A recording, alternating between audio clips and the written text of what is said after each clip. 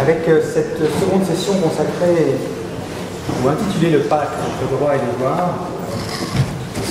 Entre droit, devoir des États, devoir peut-être d'autres sujets du droit international et des droits internes. Droit, c'est le lien dont parlait tout à l'heure Yann Aguilar entre les droits de l'environnement, le droit de l'environnement et les droits des individus, qui en sera question assez rapidement, avec une première intervention de Julie Ferrero sur le droit à un environnement. Sans tarder, Julie, je vous passe la parole. Merci Yann.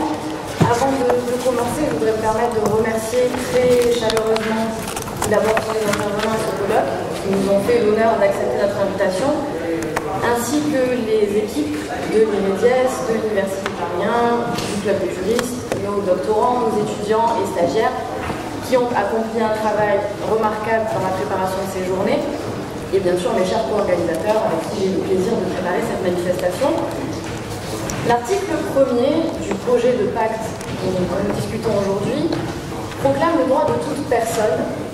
de vivre dans un environnement écologiquement sain. Donc cet article inclut dans le pacte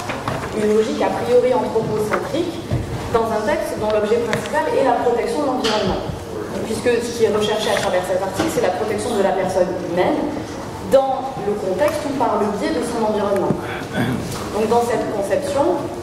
l'environnement n'est envisagé que par le prisme de l'individu, dans la mesure où il constitue l'espace dans lequel les droits de la personne humaine doivent se réaliser. Donc finalement, le droit à un environnement sain, en tant que droit de l'homme, on retient une conception relativement utilitariste de la nature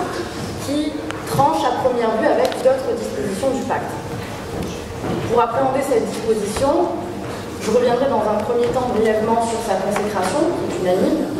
et je formulerai deux brèves remarques, d'abord sur le contenu de ce droit à l'environnement sain, et ensuite sur sa mise en œuvre, pour souligner l'intérêt de son inclusion dans un instrument tel que le pacte. Tout d'abord, donc, en ce qui concerne sa consécration, l'inclusion du droit à l'environnement sain dans un instrument tel que le pacte, en réalité, n'est pas véritablement surprenante, puisqu'on le sait, il fait déjà l'objet d'une consécration très large, d'un accord unanime, qui confirme, qui appuie son statut de principe fondamental du droit de l'environnement. Il était déjà présent, on l'a dit précédemment, dans la déclaration de Stockholm, il est sous-entendu dans la déclaration de Rio. Hors de ces déclarations de principe, il fait également l'objet d'une consécration dans des instruments contraignants, dans des textes spécialisés comme la Convention d'Aarhus. Il fait l'objet d'une attention très soutenue de la part des organisations internationales.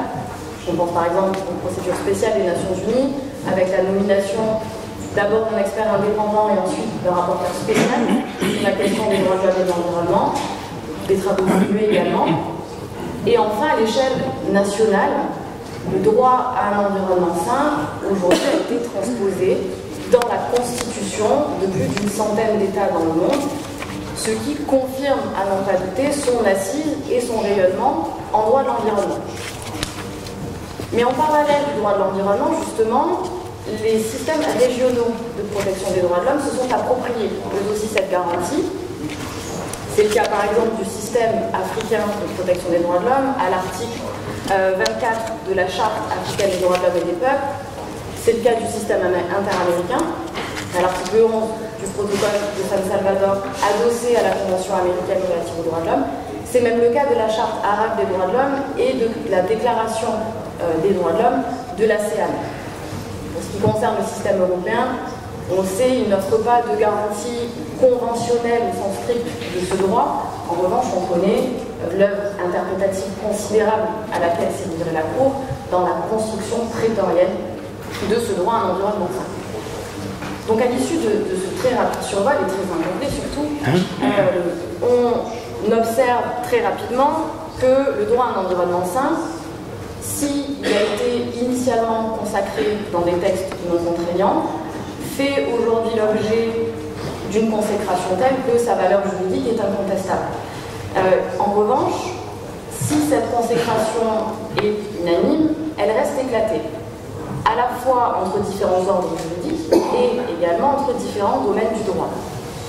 Donc sa proclamation dans un instrument contraignant et de portée universelle,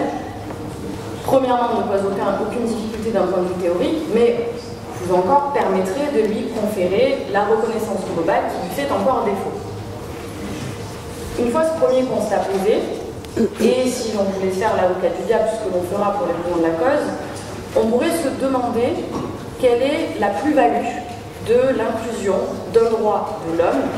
dans un texte qui contient un certain nombre d'obligations dont l'objet est différent, puisqu'il s'agit de protéger non pas la personne humaine mais l'environnement. Et qui plus est dans un texte qui sera nécessairement dépourvu des mécanismes de contrôle juridictionnel et quasi-juridictionnel dont sont dotés la plupart des systèmes régionaux de protection des droits de l'homme et qui font l'effectivité des droits protégés. Je vais tâcher de répondre à ces deux interrogations dans le temps qui m'est imparti, en soulignant, je le disais, quelques aspects intéressants, particulièrement intéressants à l'influence de ce droit dans le pacte, et en premier lieu à propos de son contenu. Donc je le disais, on pourrait considérer que l'article 1er du projet de pacte mondial pour l'environnement poursuit un objectif différent, qui est la protection de l'être humain, par rapport aux autres dispositions du pacte, qui, pour la plupart, concernent la protection de l'environnement. On pourrait alors penser que ce type de droit trouverait davantage sa place dans un instrument de protection des droits de l'homme et pas dans un texte de droit international de l'environnement.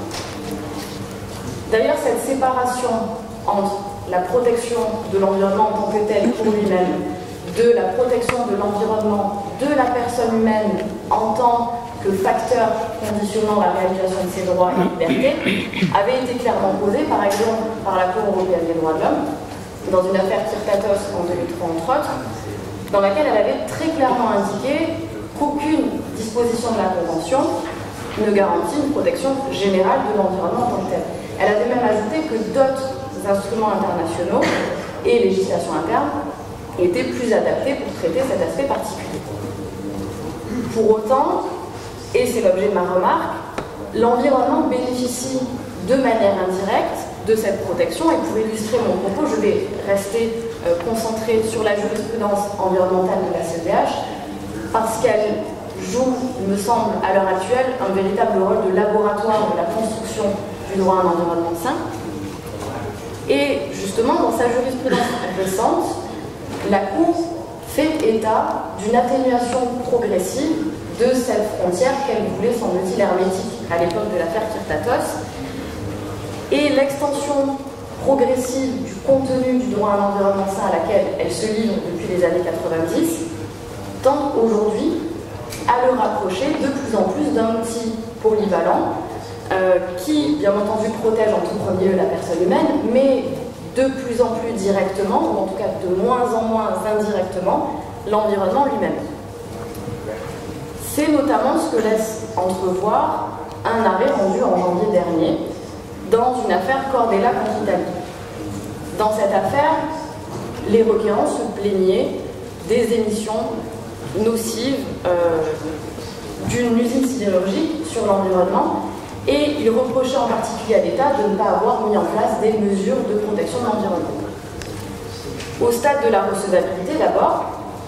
on sait que dans le système européen, l'action popularis est inconnue. Pour autant, dans cet arrêt, la Cour contourne cet obstacle fondamental à l'action environnementale et elle considère, en l'espèce, que le simple fait pour les requérants de résider dans une zone qui avait été touchée par les pollutions est suffisant à constater leur qualité de victime. Donc elle retient une conception très large de la qualité de victime qui n'est pas inhabituelle dans sa jurisprudence, mais qui est particulièrement adaptée à l'action environnementale. Sur le fond ensuite, les requérants présentaient une stratégie assez innovante qui visait là encore à contourner les obstacles habituels à la mise en œuvre du droit à un environnement sain. Et plutôt que se prévaloir d'un préjudice individuel qu'ils auraient subi du fait des pollutions, par exemple le développement d'une pathologie ou la dévaluation d'un bien, ils concentrent leur argumentation sur le manquement général de l'État vis-à-vis de ses obligations positives en raison de l'absence de protection de l'environnement, ce qui les dispense de la démonstration de tout lien de causalité entre leurs préjudices et les pollutions alléguées. Et la Cour suit ce raisonnement, donc finalement c'est l'échec global de la gestion de la crise environnementale par l'État qui va conduire la juridiction au constat de violation, et non plus le préjudice individuel subi par la personne privée. Donc la responsabilité étatique, finalement, est engendrée du fait d'une situation diffuse qui fait naître pour l'État, aux yeux de la Cour, une obligation de dépollution de l'environnement tel qu'il avait été plutôt allégué par les requérants. Donc dans une certaine mesure, la Cour, dans cet arrêt, détache en quelque sorte le droit à un environnement sain de la sphère individuelle, puisque ce ne sont plus les conséquences dommageables subies par les individus dans la sphère de leurs droits garantis qui sont visés, mais plutôt le comportement général de l'État vis-à-vis des pollutions qui avaient été émises. Donc finalement, à cet égard, l'affirmation selon laquelle l'objet de la protection est fondamentalement différent tend à être amoindri par la pratique même de la protection du droit à un environnement sain, puisque l'extension de son contenu en fait un outil intéressant d'appréhension de l'environnement, certes par le prisme de la personne humaine, mais dont les effets tendent, on le voit, à se confondre avec une protection de l'environnement lui-même. Enfin, et ce sera ma dernière remarque, la consécration du droit à un environnement sain dans un instrument tel que le pacte emporte également des perspectives intéressantes quant à sa mise en œuvre. Bien entendu, la consécration d'un droit de l'homme dans un texte de droit international de l'environnement le prive nécessairement des mécanismes juridictionnels et quasi-juridictionnels qui permettent, dans le système de protection des droits de l'homme, à un individu de se prévaloir directement d'une atteinte à ses droits. Mais, et c'est mon argument à cet égard, la consécration de ce droit dans un instrument universel pourra d'ailleurs en accroître l'effectivité, notamment dans une perspective d'intégration systémique.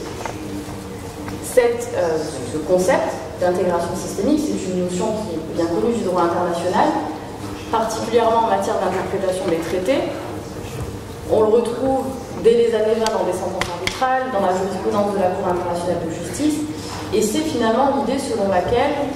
les États, lorsqu'ils concluent un engagement, ne peuvent être considérés comme ayant eu l'intention de contrevenir à leurs obligations préexistantes. Ce principe ensuite a été codifié à l'article 31.3c de la Convention de Vienne, selon lequel tout traité international doit être interprété en tenant compte de toute règle pertinente de droit international applicable entre les parties. Il s'agit donc d'une disposition qui a un rôle polyvalent au droit international entre coordination et articulation du droit, qui explique qu'il a été qualifié de passe-partout, censé ouvrir toutes les portes du droit international à l'époque de sa codification, ou plus récemment de passerelle entre les systèmes juridiques, et il a un intérêt tout particulier en matière environnementale. Par exemple, c'est cette logique qui a permis l'incursion du droit de l'environnement dans le droit de l'OMC. On se rappelle par exemple de l'affaire États-Unis-Crevettes, dans laquelle l'organe d'appel a recours à des instruments de droit international de l'environnement pour interpréter l'article 20 petit g de l'accord. C'est également ce type de logique qu'a appliqué la CIJ dans l'affaire du projet de barrage Gapchico-Bonaginaros, où elle dit que le traité bilatéral qui faisait l'objet du litige devait être interprété à la lumière des développements du droit international de l'environnement. En l'espèce, il s'agissait donc des obligations de vigilance et de prévention. Et donc, le temps de ma contribution arrivant à son terme, pour conclure, je voulais souligner que la consécration du droit à un environnement sain dans un instrument universel, quand bien même il ne présente pas les mêmes caractéristiques que les traités relatifs aux droits de l'homme, en termes d'invocabilité ou en termes de caractère contraignant des mécanismes de contrôle, pourrait en faire une source d'inspiration, voire d'importation de cette exigence dans d'autres systèmes. Et cette opposabilité universelle permettra de combler enfin cette lacune et de s'assurer que tous les États du monde puissent être touchés et puissent être soumis au respect de cette garantie qui est essentielle, on l'a vu aussi bien pour la personne humaine que finalement pour son environnement.